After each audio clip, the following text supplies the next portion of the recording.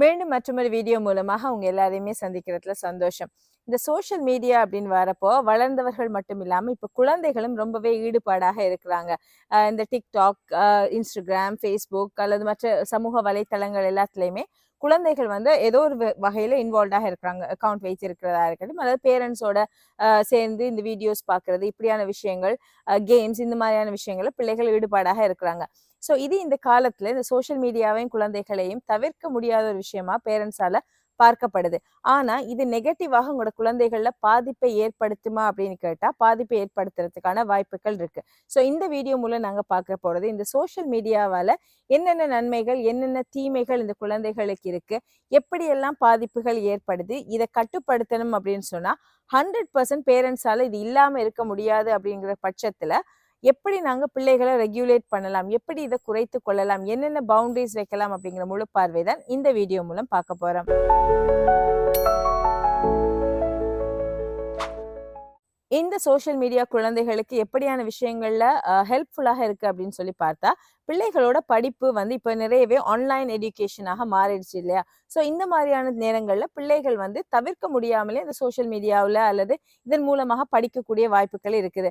அது இல்லாம இந்த எஜுகேஷனல் ஆப்ஸ் அல்லது எஜுகேஷனல் வீடியோஸ் எல்லாம் நிறையவே வந்திருக்கிறதால பிள்ளைகள் அதை பார்க்கிறது அல்லது வந்து அது மூலமாக கற்றுக்கொள்றது அதிகமா இருக்கு. ஸோ இப்படியான நன்மைகள் கூட இருக்குது. அது இல்லாம இந்த ரொம்பவே ஷையான பிள்ளைகள் இருக்கிறாங்க அப்படின்னாலோ, இந்த சோஷியல் இன்டராக்ஷன் மற்றவர்களோட பழகுவதில் தயக்கம் காட்டுற பிள்ளைகள் சோஷியல் மீடியா மூலமாக நண்பர்களை உருவாக்கி கொள்றாங்க. இது கூட ஒரு அனுகூலமா இருக்கு அப்படின்னு நிறைய கருத்துக்கள் இருக்கு. ஆனா இதுல என்னென்ன பாதகமான விஷயங்கள் இருக்கு அப்படின்னு சொன்னா, இந்த சோஷியல் மீடியா குழந்தைகளை அடிக்ஷனுக்கு உள்ளாக்கக்கூடியதாக இருக்கும். பிள்ளைகள் அவங்களே ஒரு அக்கவுண்ட் வச்சிருக்கிறாங்க அப்படின்னு சொன்னா அதன் மூலமாக அதுல வர லைக்ஸா இருக்கட்டும் அல்லது அதுல ஏதாவது போஸ்ட் பண்றாங்க அவங்க, அதற்கு கிடைக்கிற அங்கீகாரம், இந்த ரெக்கக்னிஷன் பிள்ளைகளுக்கு ஒரு அடிக்ஷன், ஒரு போதையை உருவாக்குறதுக்கான வாய்ப்புகள் கூட இருக்கும். அதோட இந்த ஸ்கிரீன் டைமை கண்ட்ரோல் பண்ணிக்க முடியாம பேரண்ட்ஸ் நிறைய பேர் திணறத பார்த்திருக்கேன். பிள்ளைகள் ஏர்லி ஏஜ்ல 10 வயதுக்கு குறைந்த குழந்தைகளே எங்களுக்குன்னு ஒரு தனியான ஒரு டிவைஸ் தாங்க, ஒரு டேப்லெட் வாங்கி தாங்க அல்லது ஒரு ஃபோன் வாங்கி தாங்க அப்படின்னு டிமாண்ட் பண்றத இப்ப நிறைய கேசஸ்ல நாங்க பாக்குறோம். அது இல்லாம இன்னும் ஒரு அபாயகரமான விஷயம் தான் பிள்ளைகள் தங்களை இந்த சோஷியல் மீடியால காட்டப்படுற செலிபிரிட்டிஸ் அல்லது மாடல்ஸோட வந்து கம்பேர் பண்ணி கொள்றது. உடல் ரீதியாக இருக்கட்டும் அல்லது அவங்களோட திறமை ரீதியாக இருக்கட்டும், நம்ம இவங்கள மாதிரி இல்லையே, இவங்கள மாதிரி உடல் அமைப்பு நமக்கு இல்லையேன்னு பிள்ளைகள் வருத்தப்படுறது அல்லது இப்படியான திறமைகள் நம்மள்ட்ட இல்லையே அப்படின்னு பிள்ளைகள் தன்னைத்தானே இதுல பாக்குறவங்களோட ஒப்பிட்டு கொள்றது மூலமாக குழந்தைகளோட தன்னம்பிக்கை குறைகிறதாக வந்து ஒரு ஆய்வு தெரிவிக்குது. ஸோ இந்த காலத்துல இருக்கிற குழந்தைகள் வந்து இந்த சோஷியல் மீடியாவுக்கு எக்ஸ்போஸ் ஆகுற நேரம் பிள்ளைகள் வந்து நிறைய உளவியல் சார் பிரச்சனைகளை எதிர்கொள்றதாக வந்து ரிசர்ச்சர்ஸ் எல்லாம் சொல்லுது. இப்படி தொடர்ச்சியாக சோஷியல் மீடியால ஈடுபாடு இருக்கிற குழந்தைகளோட அந்த அடிக்ஷன், அவங்க வந்து அதற்கு வந்து அடிமையாகிற, அந்த திரைக்கு அடிமையாகிற இயல்புகள் இருக்கிறதால இந்த பிள்ளைகளால அவங்களோட சோஷியல் இன்டராக்ஷன் மற்றவங்களோட பழகுறதுல பாதிப்பு ஏற்படுது. அதாவது அவங்க நண்பர்களை உருவாக்கி கொள்றது, அல்லது ஃபேமிலியோட டைம் ஸ்பெண்ட் பண்றது அல்லது குழந்தைகள் வந்து நம்ம எங்கேயாவது வெளியில போறோம்னா முந்தி இருக்கிற குழந்தைகள் சந்தோஷமா வெளியே வருவாங்க. ஒரு வெட்டிங், கல்யாண வீட்டுக்கு போறோம், நாங்க ஒரு நண்பர்கள் உறவினர்கள் வீட்டு போறோம் அப்படின்னா அதை சந்தோஷமாக எடுத்துக்கொள்வாங்க. ஆனா இப்ப இருக்கிற குழந்தைகள் அந்த நேரத்தை நாங்க வந்து இந்த சமூக வலைத்தளங்கள்ல பாவிக்கலாம் அப்படிங்கிற ஒரு எண்ணம் வரத்தால அப்படியான இன்டராக்ஷன்ஸை குறைத்து கொள்றாங்க. அது மட்டும் இல்லாம தூக்கத்துல பிரச்சனைகள் வருது. அவங்க தூக்கமின்மையால அவதிப்படுறதாகவும் அல்லது அவங்களோட ஞாபக சக்தி குறையுது, மெமரி பவர் வந்து பாதிக்கப்படுது. இது எல்லாமே இப்படியான சமூக வலைத்தளங்கள்ல அதிகமாக ஈடுபடுற பிள்ளைகளுக்குரிய குணங்குறிகளாக இருக்குது. இன்னும் ஒரு முக்கியமான பிரச்சனையாக கருதப்படுறதா வந்து இந்த குழந்தைகளோட வயதுக்கு மீறிய அல்லது வயதிற்கு பொருத்தமற்ற கண்டென்ட்டுக்கு வந்து பிள்ளைகள் எக்ஸ்போஸ் ஆகிறது. இப்ப நாங்க சோஷியல் மீடியால வர வீடியோஸ், ரீல்ஸ் கூட பார்த்திருப்போம். பிள்ளைகளே வந்து பெரியவர்கள் மாதிரி நடித்து காட்டுறது, பெரியவர்கள் மாதிரி உடை அணிந்து காட்டுறது அல்லது அதுக்குரிய கண்டென்ட்டை வந்து செய்து காட்டுறது, இப்படி நிறைய குழந்தைகள் ஈடுபடுறத பார்த்திருப்போம். அல்லது இந்த அடல்ட் கண்டென்ட் அப்படின்னு சொல்லுவோம் இல்லையா, தன்னோட வயதுக்கு மீறின கண்டென்ட்டுக்கு குழந்தைகள் வந்து எக்ஸ்போஸ் ஆகுறது. இது எல்லாமே ஒரு பாதகமாக இருக்கும். நாங்க இதை சரியாக கண்ட்ரோல் பண்ணாம அல்லது பேரண்ட்ஸ் வந்து அதை சரியாக கவனிக்காத இடத்துல. இன்னும் ஒரு பிரச்சனை தான் வந்து குழந்தைகள் வந்து கேலி கிண்டலுக்கு ஆளாகிறது, சைபர் புல்லிங் அப்படின்னு சொல்லுவோம். எங்களோட பிள்ளைகள் வந்து தொடர்ச்சியாக இந்த மாதிரியான பேரண்ட்ஸோட கண்ட்ரோலுக்கு அப்பாற்பட்ட சோஷியல் மீடியா இன்ஃப்ளூயன்ஸ் இருக்கிற நேரம் அந்த பிள்ளைகள் வந்து மற்ற நபர்களால, குழந்தைகளை குறிவைத்து நடத்தப்படுற சில நபர்களால வந்து கேலி கிண்டலுக்கு ஆளாக்கப்படுறது, உருவக்கேலி செய்யப்படுறது அல்லது தவறான வழிக்கு ஈடுபடுத்தப்படுறது. ஸோ இப்படியான பிரச்சனைகள்லாம் உங்களோட பிள்ளைகள்ல ஏற்படுறதுக்கான வாய்ப்புகள் இருக்கும். ஸோ இவ்வளவு தீமைகள் இருக்கு அப்படின்னு சொன்னா இதை நாங்க கண்ட்ரோல் பண்ணணும். குழந்தைகளை ஒரு ட்ராக்ல எடுக்கணும் அப்படின்னா என்னென்ன விஷயங்களை பேரண்ட்ஸ் செய்யணும் அப்படின்னு சொல்லி பார்க்கலாம். இதுல முதலாவது பேரண்ட்ஸ் செய்ய வேண்டியதான் கிளியரான ஒரு பவுண்டரி, ஒரு எல்லையை நீங்க நிர்ணயிக்கிறது. அதாவது பிள்ளைகளுக்கு வந்து 12 வயதுக்கு குறைந்த பிள்ளைகளாக இருக்கிறாங்க அப்படின்னா 1 ஹவர் ஸ்கிரீன் டைம் அப்படிங்கறத நீங்க கண்டிப்பா குழந்தைகளுக்கு இம்ப்ளிமெண்ட் பண்ணணும்.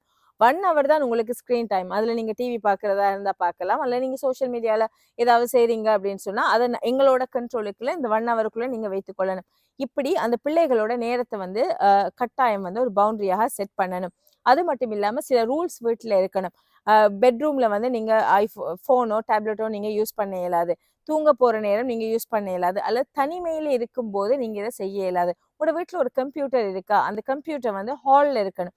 பேரண்ட்ஸ் அல்லது வளர்ந்தவர்கள் போய் வார இடத்துல அது இருக்கணும். ஸோ இப்படியான ரூல்ஸை வந்து நீங்க கண்டிப்பா உங்களோட வீட்டுல வந்து செட் பண்ணணும். அடுத்தது வந்து இந்த குழந்தைகளுக்கு ஆன்லைன் சேஃப்டிங்கிறத பத்தி சொல்லி கொடுக்கணும்.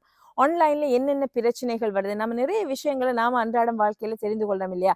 இப்படியெல்லாம் சம்பவங்கள் நடந்தது. இது குழந்தைகளோட மனம் விட்டு ஓப்பனாக பேசணும். இப்படி ஒரு குழந்தைக்கு நடந்தது, இப்படி ஒரு வளர்ந்தோருக்கு நடந்தது அப்படிங்கிறதையும், இது ஏதாவது நடக்கிற பட்சத்துல நீங்க வளர்ந்தோரான எங்கள்கிட்ட பேரண்ட்ஸ்டையோ அல்லது டீச்சர்ஸ்டையோ நீங்க இதை கட்டாயம் வந்து தெரியப்படுத்தணும் அப்படிங்கிறத பிள்ளைகளுக்கு சொல்லி கொடுக்கணும்.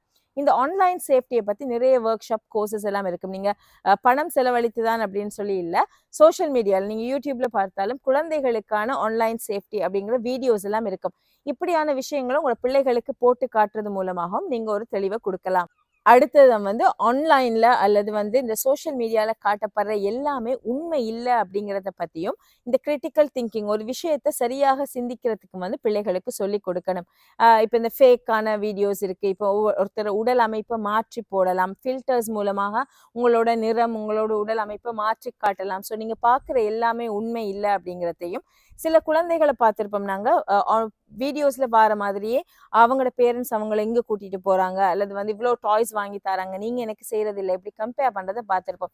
இதோட உண்மைத்தன்மையை குழந்தைகளுக்கு சொல்லி கொடுக்கணும். அவங்க வீடியோஸ்க்காக அப்படி செய்யலாம், ஆனா வந்து ப்ராக்டிக்கலி இது பாசிபிள் இல்லை. அப்படியான விஷயங்களை குழந்தைகளுக்கு அப்படி யோசிக்கிறதுக்கான ஒரு இடத்தை பேரண்ட்ஸ் சொல்லி கொடுக்கணும். அடுத்து நான் சொன்ன மாதிரி இந்த ஓப்பன் கம்யூனிகேஷன் வச்சு பிள்ளைகளோட நீங்க எல்லாமே டிஸ்கஸ் பண்ற நேரம் குழந்தைகள்கிட்ட கேஷுவலாகவே கேட்கலாம். இன்னைக்கு நீங்க பார்த்துட்டு இருந்தீங்க இல்லையா, நீங்க வீடியோ பார்த்துட்டு இருந்தீங்க, ஃபன்னியஸ்ட் என்ன விஷயம் நீங்க பாத்தீங்க, அல்லது ஏதாவது பயப்படுற மாதிரியான விஷயங்கள் இருந்ததா, நீங்க எப்படி ஃபீல் பண்ணினீங்க, இப்படியான விஷயங்கள் நாங்க கேட்கிற நேரம் பிள்ளைகள் அவங்க பார்த்தது என்ன அப்படிங்கறத நம்மளோட பகிர்ந்து கொள்ள ஆரம்பிப்பாங்க.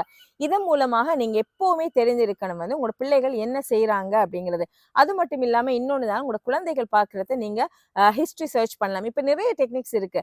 பேரண்டல் கண்ட்ரோல், அவங்க என்ன பாக்குறாங்க, எந்த வயதுக்குரியது பாக்குறாங்க அப்படிங்கிறதுக்கான பேரண்டல் கண்ட்ரோல் உங்களோட போன்ல இருக்கும். ஸோ அப்படி இல்லாம அதற்குரிய அப்ளிகேஷன்ஸ் இருக்கும். அல்லது நீங்க இந்த ஹிஸ்டரியில அவங்க என்ன பார்த்திருக்காங்க அப்படிங்கறத நீங்க சர்ச் பண்ணி பார்க்கலாம். ஸோ இப்படி உங்களோட பிள்ளைகள் எதை பார்க்குறாங்க அப்படின்னாலும், என்ன கண்டென்ட் பார்க்குறாங்கனாலும் அது எது அப்படிங்கிற தெளிவு வந்து உங்களுக்கு கட்டாயம் இருக்கணும். பேரண்ட்ஸான நம்ம எல்லாருக்குமே அந்த தெளிவு கட்டாயம் இருக்கணும். நாம குழந்தைகளுக்கு எந்த ஆக்டிவிட்டியுமோ எதையுமே என்கரேஜ் பண்ணாம எந்த நேரமே நீ ஃபோன் பார்க்குற, டிவி பார்க்குற, சோஷியல் மீடியால இருக்கிற அப்படின்னு சொல்றதுல அர்த்தமே இல்லை. ஸோ எங்களோட குழந்தைகள் வந்து ஃப்ரீ ஸ்பேஸ் ஒன்று இருந்தா அவங்களுக்கு சரியான பொழுதுபோக்கை நாங்க தெரியப்படுத்துறதா அறிமுகப்படுத்துறதாக இருக்கட்டும், அல்லது அவங்கள இந்த அவுட்டோர் ஸ்போர்ட்ஸ்ல என்கரேஜ் பண்றது, ஃபுட்பால் கிரிக்கெட் மாதிரியான விஷயங்களை சேர்த்து விடுறது, ஸ்விம்மிங் கிளாஸ் அனுப்புறது, உங்களால முடியுமான வகையில வந்து அவங்களுக்கு அவுட்டோர் வந்து நாங்க என்கரேஜ் பண்றது மூலமாகவும் பிள்ளைகளுக்கு வேறு வேறு தெரிவுகளை அடையாளப்படுத்துறது, இப்படியான விஷயங்களை செய்யறப்ப வந்து அவங்க இயல்பாகவே இந்த சோஷியல் மீடியால இருந்து விலக ஆரம்பிப்பாங்க. இன்னும் ஒண்ணு பேரண்ட்ஸ் செய்யற தவறு வந்து நாம சரியான ரோல் மாடலாக இருக்கிறது இல்ல. நாம எப்பவுமே சோஷியல் மீடியாலே இருக்கிறது, போனை வந்து நாம எப்பவுமே பார்த்துட்டே இருக்கிறது, நம்மளோட ஃப்ரீ ஸ்பேஸில் நாங்க புத்தகங்கள் வாசிக்கிறதோ எந்த ஒரு ஹபியுமே இல்லாம எப்பவுமே நாங்க போனோட இருக்கிறது, இப்படியான விஷயங்களை எங்க பிள்ளைகள் பார்க்குற நேரம் அதையே காப்பி பண்ண ஆரம்பிப்பாங்க. குழந்தைகள் எங்களை ஒரு கண்ணாடியாகவே பார்க்க ஆரம்பிப்பாங்க இல்லையா?